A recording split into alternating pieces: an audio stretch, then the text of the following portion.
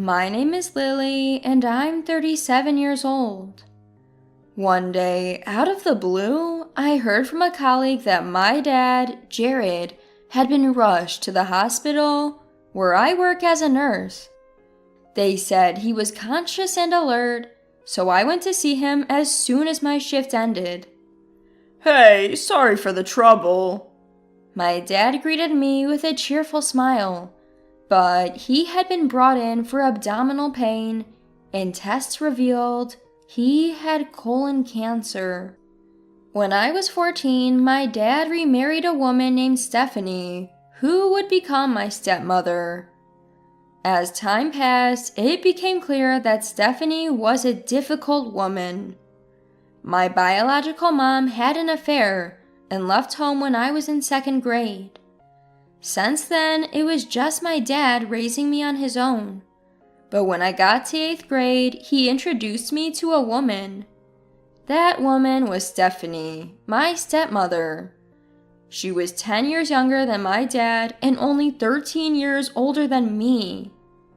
In the throes of adolescence, I was a bit unsure about having a new mom, but Stephanie felt more like an older sister than a mother, so we quickly became friends.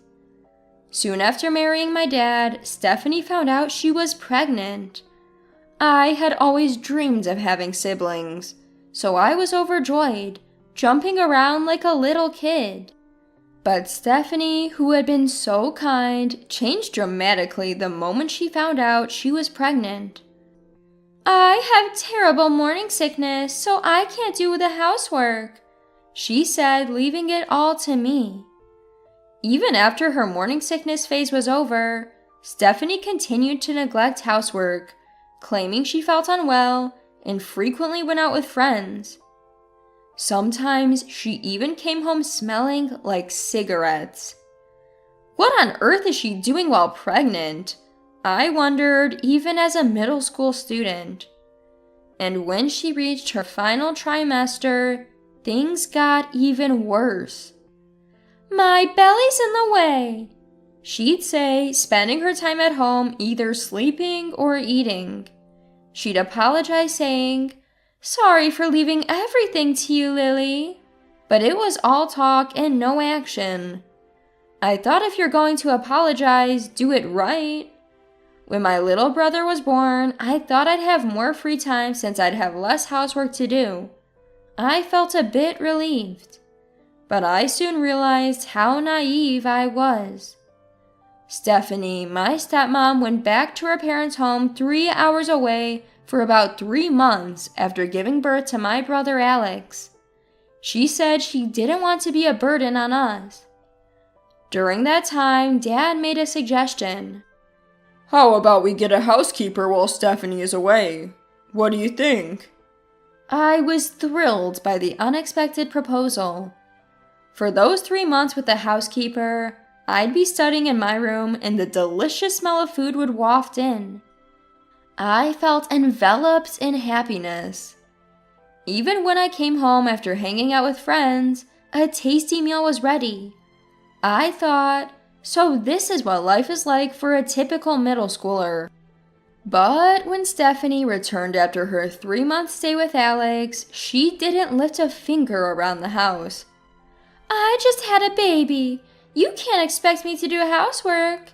You have the time. You do it," she said. So I had no choice but to sacrifice my study time for chores.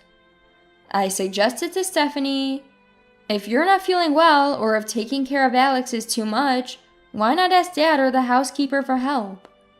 Her unexpected reply shocked me. "No way! I don't want to spend money on that. You can handle the chores, Lily." For the first time, I pushed back.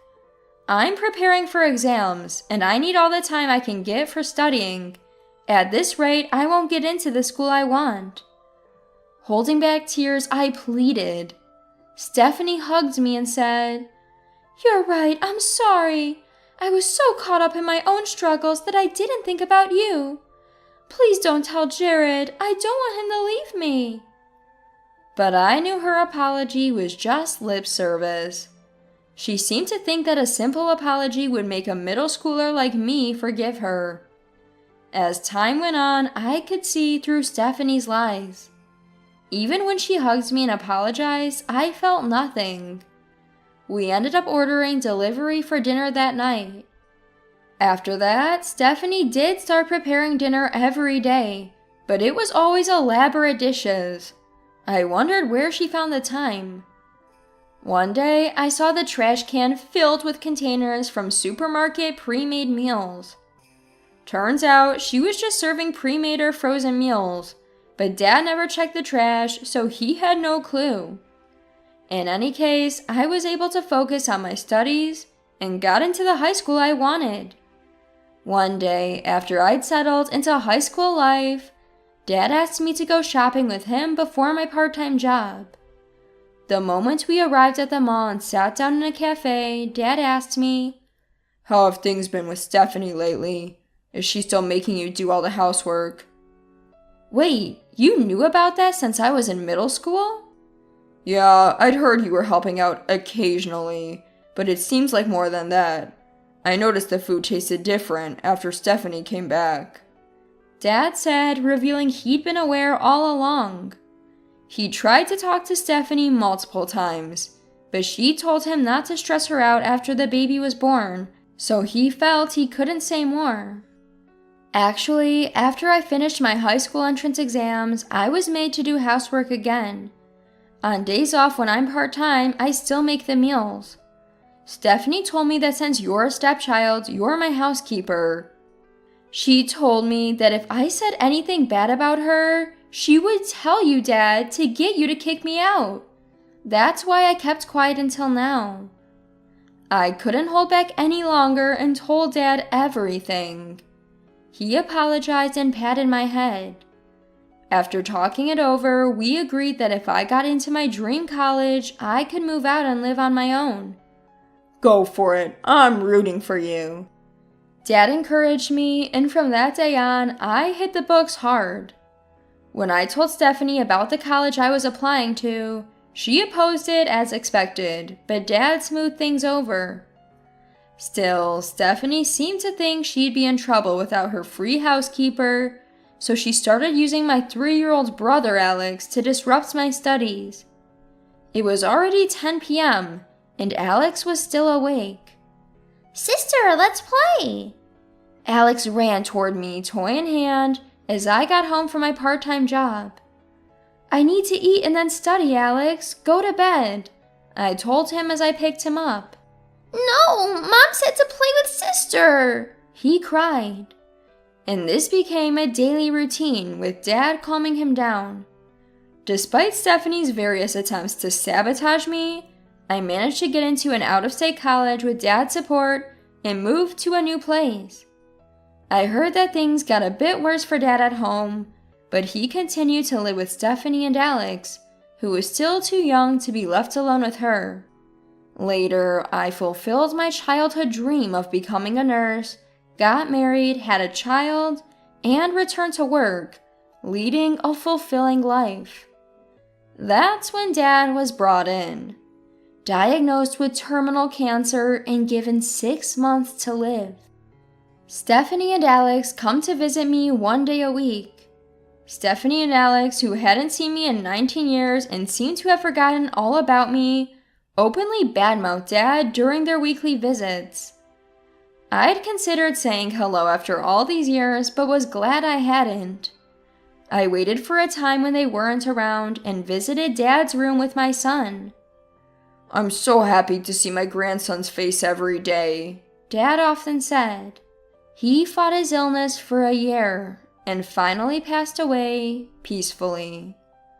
I headed to my childhood home to prepare for the funeral. The house had been fully renovated since Dad's hospitalization and looked nothing like the home I remembered. There was no trace of my room left. Stephanie greeted me at the entrance and bombarded me with questions, seemingly unaware that we'd been crossing paths at the hospital every week. The funeral went smoothly, and I was left alone to sort through Dad's belongings. While I was reminiscing over a gift I'd given to Dad as a child, Stephanie barged into the room. What are you rummaging through? Don't touch anything valuable. Excuse me? Ignoring my confusion, she continued. Don't you know, as a stepmom, this inheritance is mine. I was stunned. Jared is gone, so you're irrelevant now. Just clean up the junk and leave, she said, trying to kick me out. I left the house with only my memories of Dad, warning Stephanie, you'll regret this. Stephanie kept making noise while I was packing, but it didn't matter to me anymore. A month after Dad's passing, Stephanie contacted me. We need you to come home next Sunday to open Jared's will. I agreed and arrived at the house with my husband, Carlos. Why is Lily's husband here? Lily alone is enough. Go home, Stephanie snapped. I revealed a crucial fact. Are you sure? We can't proceed with the will unless Carlos is here. What are you talking about? Stephanie was about to turn Carlos away when she noticed the shiny badge on his chest. Her eyes widened in disbelief. Wait, you're not going to tell me this guy is a lawyer, are you? Exactly. Carlos is the one who contacted you about the will. So, can we come in now? Reluctantly, Stephanie led us into my father's room. Carlos set up his laptop and said, This will was legally drafted at Jared's request. It reflects his wishes and is legally binding. No changes can be made. He then played a DVD that showed my dad stating that all his assets would go to me, his biological child. Stephanie and Alex erupted in anger. This isn't some fake will you two cooked up, is it? You must have forced him to say that. This is invalid. Just then, my dad's voice continued on the DVD. Stephanie, you've been drugging my food and giving me baths, haven't you? I have no reason to leave anything to you. Also, Alex is not my son. I won't leave my assets to someone with no blood relation. Therefore, everything goes to Lily. The video stopped. Stephanie yelled, I'll sue you for this ridiculous lie. I then presented evidence I had gathered at the hospital. Why is that old man so stubborn? I married him for his money and he just won't die. Normally, with that many sleeping pills, he should have drowned in the bathtub. Mom, don't say that out loud. My real dad is putting up with you just for the money. Your real dad and I lived together for 3 months after you were born. Jared and the little girl never knew that. This conversation played from a voice recorder. Both were flustered and tried to make excuses. This was just a rehearsal for a play. A play? A family drama? You're clearly doing this with malicious intent. You recorded us? That's illegal. I then revealed something Stephanie had overlooked. You said it right in front of me, in the hospital cafeteria. There were no other visitors there. Well, I'm a nurse at the hospital. You exposed your own crimes without even realizing it. Stephanie was speechless. As for Alex, he had borrowed money from shady people, thinking he'd inherit a fortune and bought a luxury car. Who's going to pay for my car? My car? So I decided to let Dad listen to a conversation I had secretly recorded at the hospital. When he heard it, he looked sad and said, I thought so. After I left home for college, Stephanie stopped doing any housework and started treating Dad poorly. But he said he was putting up with it for Alex's sake. By the time Alex reached 4th grade, he started avoiding Dad, saying things like, Dad, you're annoying, and don't talk to me. Fed up with this life, when Alex turned 18, Dad finally confronted Stephanie about getting a divorce. Stephanie retorted, Who would want to divorce you? I've put up with you this long. A small settlement won't make me happy. Dad didn't want to leave his inheritance to them and was looking for a way out. Then Alex had a severe accident in college and needed a blood transfusion. When they went to the hospital, they found out Dad's blood type didn't match. Suspicious, Dad had a DNA test done and found out they weren't related. After stirring Stephanie with divorce papers, Dad noticed he often felt drowsy after meals. Considering all this, he reached out to Carlos to draft a will. I decided to add insult to injury. Oh, by the way, this house is under both Dad and Stephanie's names, right? I have no stake in it anymore, so good luck with the payments. Stephanie clung to me, saying, "Can't you at least split the mortgage money with me?" "Why would I? I'm ashamed I ever thought of you as a good sister." "Then lend me some money. Interest-free, of course." Alex chimed in. Me too. Sis, lend me some money interest-free. It's the first time you've called me sis, Alex. I was happy to have a brother, but I have no money to lend someone who isn't my sibling, or to a woman who dumped all the housework on me as a teenager. We'll be leaving now. I don't expect to have any further contact with you. Goodbye. I grabbed Carlos's arm and left the house. I later heard from relatives that the two couldn't pay for the house and had to sell it, moving into a cramped apartment. Apparently, no buyer showed up, and a relative bought it at a rock-bottom price. Alex quit college just 6 months before graduating, and is working day and night to pay off debts he borrowed from shady people. He had to give up his luxury car, of course.